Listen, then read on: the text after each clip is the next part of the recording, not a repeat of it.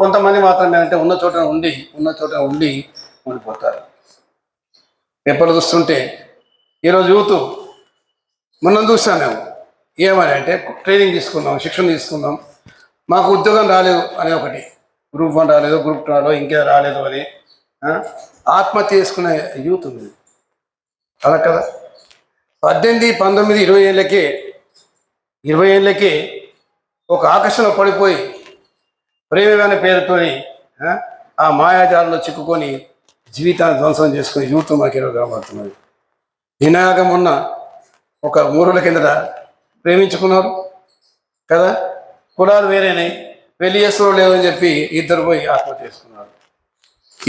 కొంతమంది కులాలు ఒకటే, డిఫరెన్స్ ఉంది, పెళ్లి చేస్తూ లేదని చెప్పి, అంటే ఒక ప్రేమించే ధైర్యం లేదు, జీవించే ధైర్యం లేదు, ఉద్యోగం కోల్పోతే అన్ని పోయినట్టే అనుకునే యూత్ మరొక వైపు కనబడుతున్నారు. ఎందుకు ఇట్లా అనేది ఆలోచిస్తుంటే ఇప్పుడు ఇంతకుముందు సారీ చెప్పారు, మనం 10th చదివాం, ఇంటర్మీడియట్ చదివాం, డిగ్రీ చదివాం. 10th వరకు అయితే మనకి ఏం తెలియకుండా చదువుకున్నాం. ఇంటర్మీడియట్లో కాస్త స్లో వచ్చేసి మనం ఏమనుకో ఎంపీసీ బైపీసీ లాంటి అనుకున్నాం. ఆ స్ట్రీమ్ చేంజ్ అయిపోయింది, అక్కడ గైడెన్స్ ఉంటుంది ఉండదు. ఆ తర్వాత మనం ఇంజనీర్ అయిపోతాం, లేదా డాక్టర్ అయిపోతాం, ఇంకేదో అవుతామని చెప్పి అనుకుంటుంటాం.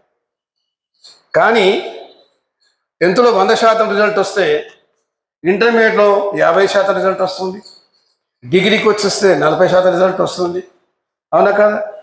మరి ఇంజనీరింగ్కి వచ్చేస్తే దాదాపు 80% మంది పాస్ పర్సెంటేజ్ ఉంటుంది. దాని కటింగ్స్ ఉన్నాయి. ఆ ఇంజనీర్లో చాలామందికి ప్రాంగణహరత, క్యాంపస్ రిక్రూట్మెంట్ అర్హత లేకుండా పోతున్నారు. 4 ఏళ్ళు చదివిన తర్వాత ఉద్యోగం పొందలేకపోతున్నారు క్యాంపస్ రిక్రూట్మెంట్లో. కానీ దానికి ఆ రకంగా. అలాగే డాక్టర్ ఎంబీబీఎస్ చేసిన డాక్టర్లు కూడా ఈరోజు నిరాశ తీసుకుంటూ ఉన్నారు. అంటే ఎందుకు ఇట్లా జరుగుతున్నది?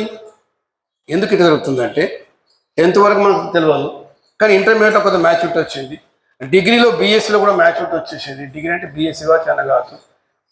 కానీ ఆ మ్యాచ్యూరిటీలో మన గురించి మనం ఆలోచిస్తున్నామా అని నేను ప్రశ్నిస్తున్నాను. మీలాంటి యూత్ నేను ప్రశ్న అంటే మనం అన్నింటి గురించి ఆలోచించే మన గురించి మనం ఆలోచించుకోవడం అనేది, మన జీవితం గురించి ఆలోచించుకునే వాళ్ళు ఎంతమంది ఉన్నారు అని ప్రశ్నిస్తుంటాను.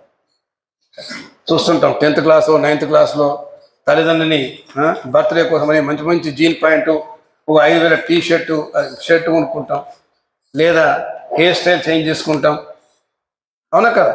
అంటే మనకు ఇష్టం ఉన్నట్టుగా మన కోరికలకు అనుగుణంగా మనము ఉండే ప్రయత్నం చేస్తాం. దేనికోసం? ఒక చిన్న డ్రెస్ కోసం, హెయిర్ కటింగ్ కోసం. ఒక మోటార్ సైకిల్ కావాలి అనుకుంటాం, మోటార్ సైకిల్ కావాలని. ఆ మోటార్ సైకిల్ రకరకాల మోటార్ సైకిల్ కోసం తాపత్రయం, ఒక సెల్ ఫోన్ కోసం తాపత్రయం. ఆ సెల్ ఫోన్ 10,000, 50,000, 60,000 లేకుండా సెల్ ఫోన్ తాపత్రయం. ఇంతగా ఇష్టపడే మనిషి ఇంట్లో అమ్మ ఏదో పెట్టబోతే ఈరోజు ఈ కూలీలు కేసినా, నాకు ఇష్టం లేదు కూలీలు కేసినా కోపం కొద్ది అనే కూతుళ్ళు కొడుకులు ఉన్నారు ఈ రోజుల్లో. అంటే నీ ఇష్టమైన కూర భోజనం చేస్తావు, నీ ఇష్టమైన షర్ట్ తీసుకుంటావు, మీకు ఇష్టమైన అన్నీ వేసుకుంటాం, మోటార్ సైకిల్ కొనుక్కుంటాం, ఇష్టంగా జీవిస్తాం. ఇంత ఇష్టంగా చిన్న విషయాల కోసం ఆలోచించి పట్టుబట్టే తల్లిదండ్రులతో పోట్లాడే మన గురించి ఒక ఆలోచించామా? నాది ఆఫ్టర్ 10th ఇంటర్మీడియట్ డిగ్రీ తర్వాత 20 ఏళ్ళు వస్తున్నాయి, 25 ఏళ్ళు వస్తున్నాయి. ఈ 20 ఏళ్ళ తర్వాత నా భవిష్యత్తు ఏంటిది, నా కోరికలు ఏంటిది, నా కళలు ఏంటిది అనేది మనకు ఉన్నదా? ఆ కళల గురించి ఉన్నదా? అవునక కళ గురించి మన ఆలోచన ఉంటైతే 20 ఏళ్ళ తర్వాత కాదు, 30 ఏళ్ళ తర్వాత కాదు, జీవితాంతం కూడా ఒక జీవితం ఇప్పుడు కాదు, 20 ఏళ్ళ తర్వాత కాదు, మనం జీవిస్తే 70 ఏళ్ళు, 80 ఏళ్ళు, 90 ఏళ్ళు జీవితం అంతా మన కళ్ళ ముందు స్వప్నంలాగా కనబడాలి. మన జీవితం మన కళ్ళ ముందు ఎట్లా ఉంటే బ్లూ ప్రింట్ లాగా మనం ఏం కాబోతున్నాం మన ఒక స్వప్నం ఒకలాగా మనకు కనబడినట్టయితే ఎప్పుడు కనబడుతుంది? మన గురించి మనకు ఆలోచన ఉన్నట్టయితే. ఇతరుల గురించి ఆలోచించకుండా, సెల్ ఫోన్లో కానీ ఇంకేదేలో కానీ ఇతరుల గురించి ఆలోచించకుండా, రీల్స్ చేయకుండా, రీల్స్ చూడకుండా, ఇన్స్టాగ్రామ్ చూడకుండా, ఇంకేం చూడకుండా, ఇప్పుడు కొత్త మా పడితే సెల్ ఫోన్ దిక్కులేదు కదా, చేయకుండా మన గురించి ఒకసారి ఆలోచించుకుంటే ఎస్, అవునా కదా? డిగ్రీ చదువుతున్నప్పుడు ఆలోచన వస్తే, నేను డిగ్రీ ఎందుకు పోతాను, కాలేజీకి ఎందుకు పోతామండి? చదువుకోవడానికి. కాలేజీకి పోయిన వ్యక్తి, చదువుకున్న వ్యక్తి, విద్యార్థి నాకు ఆశ్చర్యం వేస్తుంది ఫెయిల్ అవుతాడంటే. ఎందుకంటే జీవితం నేను ఫెయిల్ కాలేదు, ఎన్నడు కాలేదు. కానీ అంటే ఎందుకు మీరు ఫెయిల్ అవుతున్నారు అంటే, పోయేది కాలేజీకి, చదువుతున్నావు, ఎగ్జామ్ రాస్తున్నావు, కానీ సప్లిమెంటరీ రకంగా ఎక్కువ ఏమంటారు అంటే అర్థం ఏంటిది? మనం పోయేది చదువు కోసం కాదు అన్నమాట. చదువు కోసం పోయినట్టయితే కాలేజ్ పోవడము, అటెండెన్స్ తీసుకోవడము, ఇప్పుడు బయోమెట్రిక్ కూడా లేకుండా బయోమెట్రిక్ ఎంత దూరం బయోమెట్రిక్ పెట్టడము, క్లాసు కూర్చోవడము, క్లాసు కొట్టి పోయిన తర్వాత ఎంతమంది ఆ సార్ చెప్పే పాఠాలు, ఏ పాఠం కావచ్చు, chemistry, physics, maths, English, what ever the subject maybe that is in the classroom, how many are listening with keen concentration, how many are writing the notes, how many are writing exams, how many writing are monthly quarterly exams, how many are appearing pre-final exams, and how many are with gracefully, with devotion, with dedication ఒక exam ఆత్మవిశ్వాసంతో రాసమంది ఎంతమంది ఉన్నారు?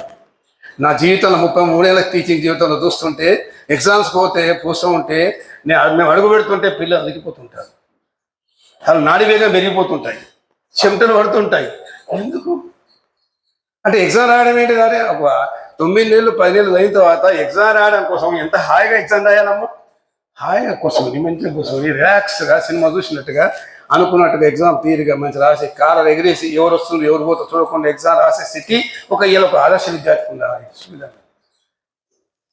కానీ దురదృష్టం ఏంటంటే మాకు తెలుసు, ఎందుకంటే అన్నీ చేస్తున్నాం,